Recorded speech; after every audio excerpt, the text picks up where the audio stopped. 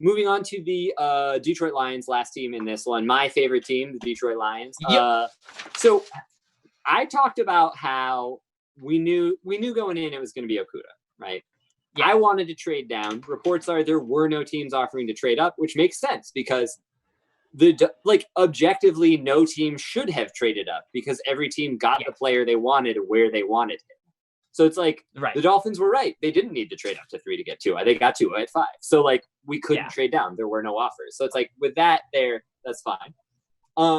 I said that I liked Isaiah Simmons and that if we're going to be bad, I don't care that Jeff Okudah makes us better. I would just rather see a fun flash of Simmons. And then I realized that same exact logic can be used to draft a running back in the second round. So DeAndre Swift is our lose with sizzle pick instead of Isaiah Simmons at 3. So we still have a lose with sizzle pick and then a functional, make the team better pick. It's just kind of not exactly where I thought it would be. Yeah. Jeff Okudah going at 3, that's an A pick right there. You get the best cornerback on the board. Number 3, that's a hole. Just write it in the book, shut the book. If you forget later, you can open up the book and be like, oh yeah, we drafted Jeff Okudah, but there it is. We talked about running back value earlier. Don't like the DeAndre Swift pick. Love the player. Don't like the pick for value reasons. And then Julian Okwara, more best pressure rate of any edge rusher in the draft, broke his leg, dropped to the 3rd round. His brother, Romeo Okwara, is on the team. What? That's Did you see the video of him getting picked? Yeah. Did you see them talking to each other? Yeah, it was sweet. It's so charming. He's on the phone. Hey, all right, you know me. I love nothing more than when these big boys start crying. Take that shit, inject it directly into my tear ducts. Love me some grown man tears. Hate the rebranding of crying as flexing your triceps. Get that nonsense out of here. Cry. It's good for you. It's healthy. It's a human emotion. It's not gendered. Fucking feel that shit, baby. Strong. Yeah. Some would say actually it's strong to be in touch with your emotions, but you're right. No, but the moment when he gets picked and they hangs up the phone and he looks at his brother and goes, "Man, we're gonna be roommates," and then the whole room goes, "Ah!" It was awesome. I loved it. Couldn't have gotten enough. Later, Romeo says back to Julian, he goes, "You gonna be paying my rent." Yeah. Was Romeo a later pick? Romeo, they got him from the Giants. So, I don't know when he was drafted. Let's see. Romeo, his middle name is Blue. Romeo Blue Okwara. Hell yeah. Okay, so he was drafted. Where do I find this? So Romeo Okwara, he played 2 seasons for the Giants and then 2 seasons for the Lions. And he was drafted in he was an undrafted free agent. Okay, yeah. So honestly, Julian Okwara probably is paying his rent. He's not messing around. Right. But yeah, Okwara's current, I think Okwara has he has a pretty good deal right now. He's making a few $1 million. That starter level money. Yeah. So he's making 2.7 this year. 2.75. So the Okwara brothers are looking pretty good. Not too shabby in the bank account. Yeah, they're not sharing a 1-bedroom. They can get a second bedroom if they want. Yeah, and then earlier I talked about this going back to the Lions draft. We took with our 3rd round pick and early 4th round pick. We took 2 guards. I love the double up at a position. It's okay, a 3rd round guard may or may not hit. So let's just do it twice so that it probably one of them will hit and we'll see. And maybe both. And that's great. Also, the Lions were one of the Senior Bowl coaching staffs this year. And Jonah Jackson was a guy that they said he was the standout player for them on their roster at the Senior Bowl. So he played 4 years at Rutgers.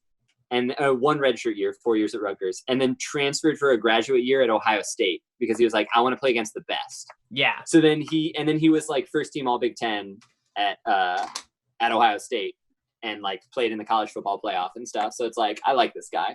Yeah.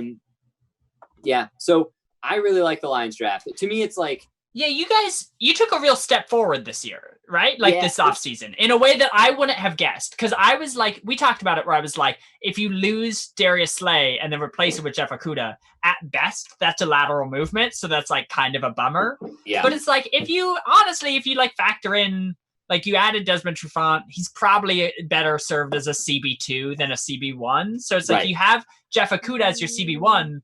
If he like steps in and is like a Marshawn Lattimore, is like a Denzel Ward, just like effectively shuts down from day one, then Desmond Trufant's a great CB2. Like he's an adequate CB1. You have him as your CB2, you're in like good shape on the back end. Yeah, we have Justin Coleman as a nickel corner, and then Amani Oruwariye, a rookie from last year, who's a big physical guy. I think he's coming up too. So it's like we have a better 1-2 punch at corner than we've ever had. And we have depth at corner that we have never had. Yeah. And especially since our team is bad at pass rush, that's like important.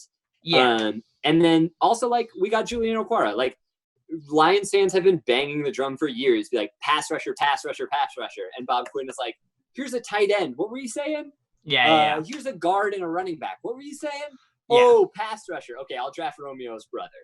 So like it feels okay. I still think that Bob Quinn and Matt Patricia are bad at their jobs. I think that the running back in the second round sort of proves that. But all things considered, I really like this draft because there's no true head scratchers. There's no guys where you're like, why were they trying to get too smart, too cute? What were they doing? That's strange. It's like all the guys are guys that make sense for where they were, even if I disagree with taking a running back in the second round. Yeah. Ender Racine says, also, they were pretty good on offense and parentheses and decent enough overall. No, before the Stafford injury. I feel like they're a fun dark horse this year, maybe. What do you think? Yeah. Do you think you guys are in dark horse territory? I no longer have hope. Yeah. So like, yes, but this has kind of been, people have kind of said that a lot. I'll wait until I see it, like, because, I think our offense is good. I think Matthew Stafford is good. I think getting Darrell Bevel in was, like, great. I think our defense is less than the sum of its parts, and I think it's going to be hard. We're so slow on defense that it's going to be hard for us to be successful on defense. And I'm not exactly holding my breath for Matt Patricia to like turn that whole side of the football around. But you're right that like we're a 3-13 team because of the Matthew Stafford injury. Without the Matthew Stafford injury, we probably win half of the games we lost, end up like 7-9 or something. Yeah. I don't see this draft as being like, oh, like Jeff Okudah and a running back are suddenly going to push us into the playoffs. Like, not really. If I had to guess, I would say we're going to be mediocre and Matthew Stafford is going to play very well. And we're going to win some games and lose some games because we like show up and don't show up. So, I think it'll be fun to watch. I think it comes down entirely to Matthew Stafford's injury. Like, it's a back injury. And like you and I have talked about, like, that's a pretty serious thing to come back from. But off the top, do you know the record with Stafford last year? 3-3? Unsure. We were. Let's see. I can look it up real quick. So he missed the last 8 games of the season, and I think we lost all 8, and we were 3-12-1. So we would have been 3-4-1 in the games that Matthew started. That sounds right. I'm within a game there, but yeah, we went. Man, so our schedule last year was like Detroit Lions 2019 schedule. Because like we took the Chiefs to the end. We took the Packers to the end and lost on some bullshit hands to the face penalties. We should have beaten the Cardinals, let them come back and tie it. So it was like we were, let's see, 1, 2. We were like 2-2-1 and should have been like 4-1 after 5 weeks, and then the wheels kind of fell off from there. Yeah. Yeah.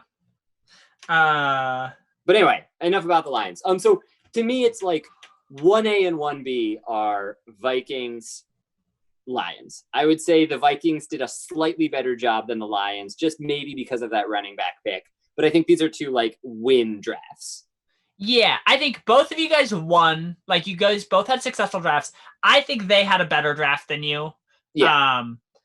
And I mean, part of it's just like volume of picks. They had like twice the picks you guys had. Part of it is like, I think it's telling to your history as a Detroit fan that you're this excited about one defensive end getting drafted in the 3rd round, that you're like, we finally got a pass rusher drafted. And it's like, yeah, you got one. That's like, that's not enough. That said, you do have Trey Flowers already. And like, he played well for you guys. He and like quietly had a very good year last year, where it's the kind of thing where like, if the unit if like the defense as a whole can shape up a little better, he'll like break through this critical level of like getting way more pressures and sacks, because he is really good.